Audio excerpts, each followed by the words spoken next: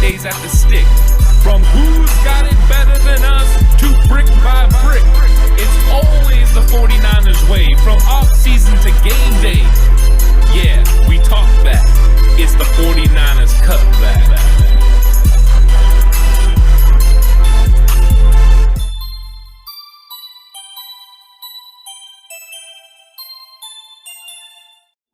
It's 49ers Cutback Podcast time, and we continue on the journey that is the draft, trying to determine who are going to be these picks and who are the options for the 49ers at 155. Trying to get to 7. Oh, that's later. That's do the later. call to action. Yeah, later. That's my fault. I got a little excited.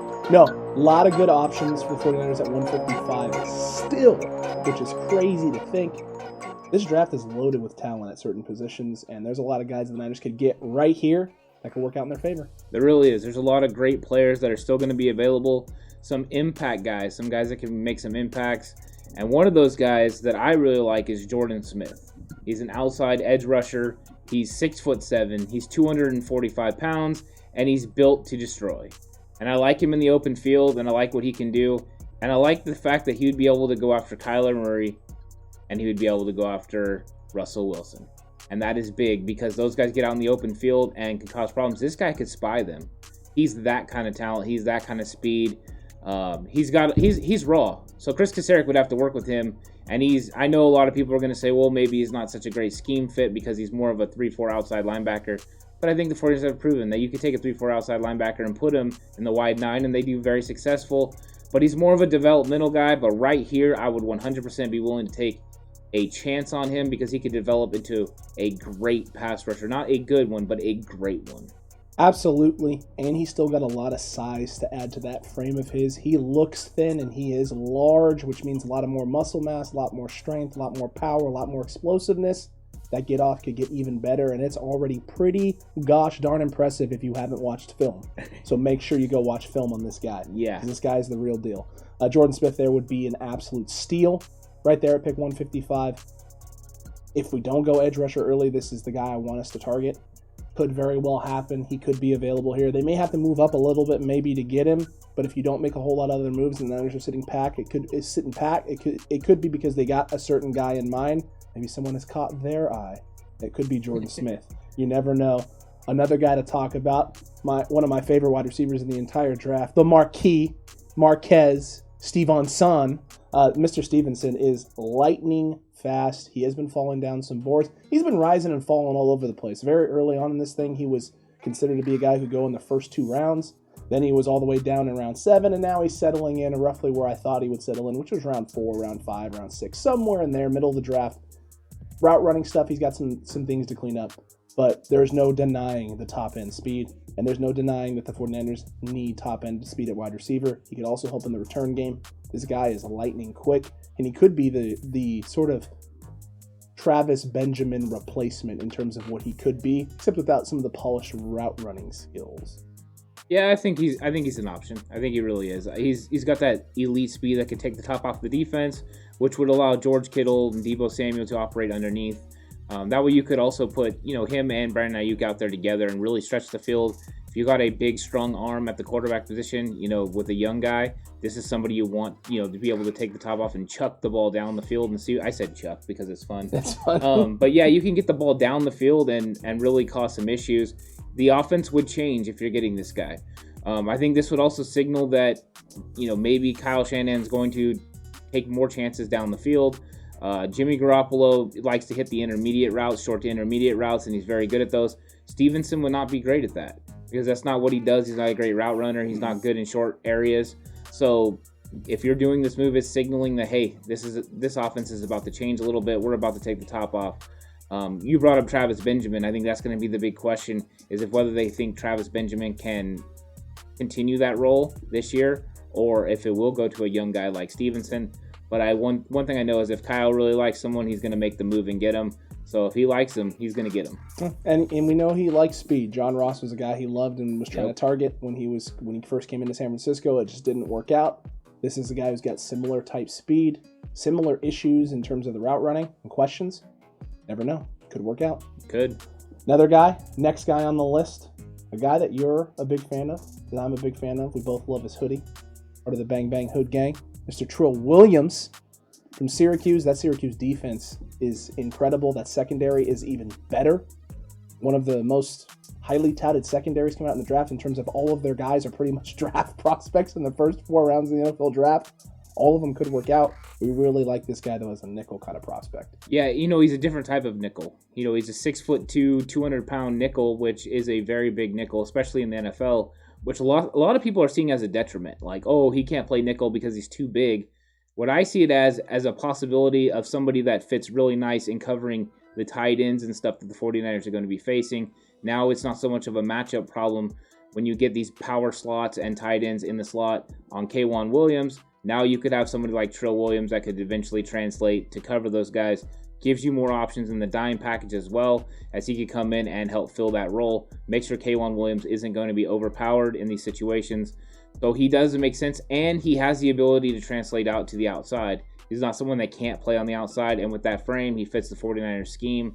So 100%, this is a guy at 155 is a great value. Somebody that I would take even higher than this because I just love his film, and he makes plays on the ball. He finds the ball, interceptions, fumbles, return for touchdown. The guy can do it all. He finds the ball, and you need turnovers in your defense. Why not get somebody that's a turnover magnet?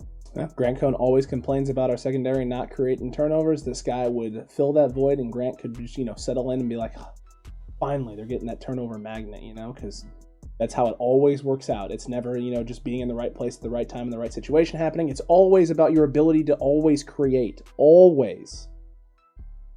I can't ever make mistakes. My word almighty. Next up, linebacker out of Purdue, Derek Barnes. Yeah, I like him. I think he reminds me of Nick Bolton a little bit. That kind of style. He's physical, and he likes to play hard, and he likes to go hard, and he's a good tackler, which are all things that I think the 49ers could use. I think we are expecting them to take a linebacker in this draft. Who that's going to be is going to be the question. I think we've talked about them, already throughout the draft, and there's some guys that I like that we haven't been able to talk about, which I hope to be able to talk about in a future episode. I'm definitely excited about possibly adding to the linebacker core. I'm okay with Azeez Al-Shaair, but if you could plug one of these guys in and really fill the role that is needed, I would be very happy with that because our linebacking core could get a little bit better, which I'm all for. Buddy and I agree that I'm not okay with Azeez Al-Shaair. I don't want to say his name correctly. No, he started to play better at the end of the year, but I got concerns about him being an every down guy. Well, if he's going to play 20 to 25% of the snaps because he's not going to play in the nickel. I get that, but at the same time also, if something happens to Greenlaw or Warner, and this guy has to be on the field for 40, 50% of snaps, I got some questions. And if they don't address linebacker, it could be Quan. That's true. Yeah. That's true. That's true as well. That's the thing that you brought up about Mr. Barnes is the thing I like the most, and that's the tackling. Because that's been some of the issues with some of these other guys is tackling.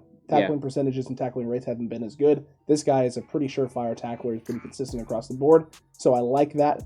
He's got things he's going to have to develop in the pass game and coverage. He's got some things to not change, but adapting to the NFL speed in the run game and the way that these linemen move at the NFL level. Because these guys are the elites, the best of the best, the fastest of the big men, and they're really good, especially the veterans, at getting leverage and creating their lanes and getting to their point of attack, and then getting you completely out of the running lane and giving the running back plenty of room to go. So young linebackers, especially the ones that got to develop, takes them some time. Don't want to put too much pressure on the guy coming in, but as a surefire tackler, he's just going to have to get himself into the right spots. He seems like a smart enough guy. He went to Purdue also. Dummies don't go to Purdue. That is for sure. Yeah, that's correct. Dummies don't go to Purdue. Last guy is a guy that Horst is a big, huge fan of. Horst, we love you, man. Get better soon. David Moore. Yeah, he's great. He really is. He could fill that guard role. We were talking about Kendrick Green on the other episode, the 117. I think we're expecting the 49ers to possibly target it, even though the more and more we talk about it. Are we projecting a little bit into what we want the 49ers to do? No. Maybe a little bit. I think there has been a push from fans to draft interior offensive line. After last year, everyone was really nervous. I think Alex Mack is going to make a big difference because he's going to change the way that they block, because he's going to have all the calls and make all the adjustments, and that's going to be huge. And I think I have more faith in Daniel Brunskill. But once again, this is another area where you could target a interior offensive lineman. They could also go a offensive tackle, though, and move him in. So this is the possibility of a guard going, and I like the guy. He is physical, and he gets the job done. And, that's one of the things you need is somebody that's kind of a bully. This guy's a bully. Line is one of the harder positions in a draft to get right. I've always felt this way, and the more and more I see guys get drafted in the NFL and flame out at the line position, the O-line position, first-round talent, second-round talent, third-round talent, the more for me it's always sort of like it's like when you watch them, you either know or you don't know. This guy's either generational and he's going to stick it, or we think he's going to be pretty solid, and then they may hit or they may miss. Guys like Laramie Tunsil look like generational guys coming out, and then all the things happen with him, then moving back. Penei Sewell looks like a generational type talent. Wyatt Davis, we've all watched him enough that we all feel like he's a generational talent at the inside interior line position. And then I like a lot of the other guys, but you never know at the NFL, man. Just sometimes techniques and things like that, and just speed and strength, it just doesn't translate. And so you're always just worried about it. This is a position, though, where the Niners like to draft O-line. David Moore could be a guy that they take, and we hope to God that it pans out and works, and then it'd be a thing to sure up. But I don't think you'd be starting over Brunskill this year at all. No, I think if you're getting to this point in the draft, you're talking about depth. Yeah. That's really what you're looking for, somebody that can add depth and give you assurances in case there's an injury, which you already have some assurances because Skule can play inside. Colton McKivitz is going to battle, I'm sure, for the starting job this year with Daniel Brunskill. So that's why when you're looking at it, there may not be as many questions about the interior offensive line as fans want there to be or think there is. So if there is a question, though, they will address it. And if they do, he is a possibility. Absolutely is. I feel like we got one more guy that you want to bring up. I feel like, I don't know why, I feel like we talk about this guy all the time, but apparently he's sliding down boards? Yes, this one aggravates me to no end. Oh my, hold on. Let me get nice and close up on you here, Ant. Yeah, this one aggravates me to no end because Demetric Felton is starting to slide on boards. It only aggravates me for him personally because it doesn't aggravate me as far as the 49ers because guess what? This is about where the 49ers could draft a running back now because, they signed Wayne Gallman. So now they don't really have a need at running back. And that was the question, who is going to be the fourth running back? They've addressed it in free agency. So now it's going to be somebody from this point all the way till the end of the draft to undrafted free agent running back. Other than that, there probably won't be many more. But they'll go into camp with 7 running backs more than likely, 6 or 7. So they still got a couple of guys to bring in. So could they draft someone like this? Yes, they could. There's no guarantee that anyone that's on the roster is going to make the roster this year. Except, I think we have an idea there'll be a couple guys, but I think they're going to have them go battle. But with the injury problems with the top 2 guys, in fact, the top 3 guys have injuries. So accurate. We'll see what happens. But Demetric Felton, the way that he can play the running back position and play in the slot as a receiver, to me, is a different level of talent than a lot of the guys. He reminds me of Gibson that was drafted last year. And that's why I 100% know he fits this system. Just will they pull the trigger now after getting Gallman? I'm not so sure. But this would be the hotbed for when they could do it. That is true. That is 100% accurate. And I know we talked about this before, and I know in our previous mock drafts we've selected him around that 102 range, and he's falling now. So maybe, who knows, in our next one we select him a little bit later, 155. But fans get a little agitated with this one. With running backs. We get really agitated. Why? Shanahan will just take a guy undrafted. We've seen what happened. We'll see. But we've been trying to point out and talk about the positionless aspect and what Demetric Felton brings to the table. Everyone, please do not forget that Tyreek Hill was a running back in college. He was drafted as a running back and then converted to wide receiver. Positionless. And do it all. Whatever you need. Demetric Felton could be just that. I'm not saying he is Tyreek Hill. No. Let's pause, chat. Hit the brakes. Not saying he's Tyreek Hill, but the comparison of positionless, being able to place one thing in college and then transition into the NFL and being something different, is entirely plausible and doable. Especially running backs coming in. If you can play receiver and you can make that transition at a high level, why not do it? Longer lifespan and expectancy as a wide receiver than as a running back. Yeah. You're not going to take as much of a beating. And in San Francisco especially, Kyle Shanahan could utilize you in a variety of different ways, and you could be an emergency guys in case they need it. Well, yeah, I mean, Demetric Felton literally played slot receiver He did. a lot of snaps. It wasn't like he was a running back that played slot. He was both.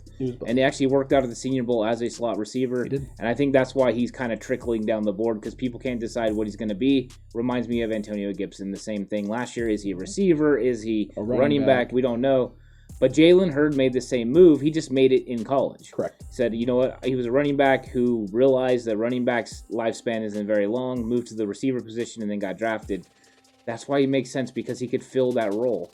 You know, people don't realize how much of the offense. That's why Kyle was really upset when Jalen Hurd got hurt. If you look at that press conference, he's ticked off because he had a offense set for a certain thing to do. A certain part of the offense was dedicated to having Jalen Hurd in the offense, and it just wasn't there.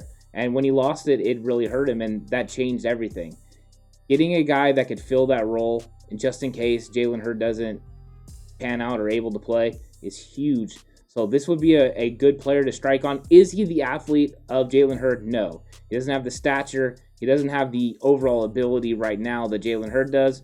But as a guy that could come in and get it done, he definitely can. And he can do all the positionless things you like. Fly sweeps, catch the ball in the backfield. He can move all over the place. So right away, he fits the mold of what they're trying to do. And that way, too, if you lose one of those receivers, you have him that you can lean on to do some of those reverses and all those kind of things. It's true. It's accurate. I can see it happening. It's less likely now with the signing of Wayne Gallman. But if Shanahan's not viewing him as a running back, it could happen. They could pull the trigger. And we would go from there and see what happens. But you don't have to wait to see what happens here because we're coming at you with videos nonstop between now and day one of the NFL draft, which is barely, and I mean barely, a few days away. Yeah, it's almost here. And by barely, I mean like 4 or 5, but it's fine. It's almost here, and you need to be here with us because we're going to be giving live reaction as they make these picks. When they go on the clock at pick 3, the tension is going to be crazy. When they make that pick, who knows what our reaction is going to be. It will either be excitement or it will be utter disbelief. I almost not contain myself right now just thinking about it. Yeah, so one way you want to be here, and we want to get the full response from you. We want you to be chiming in as we're getting the reaction. Let's all be super excited together or super miserable together.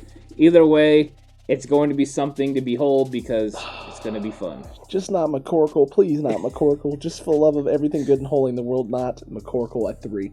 The stress in your face. I can't do it. I will leave. You guys can finish the live stream without me. Listen, it's going to be fun no matter what.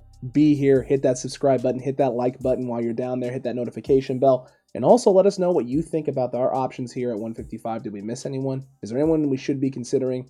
Only way for us to know is for you to tell us. So make sure you do that down below. And until next time, 49ers fans, stay safe. Remember, the right way is always the 49ers way.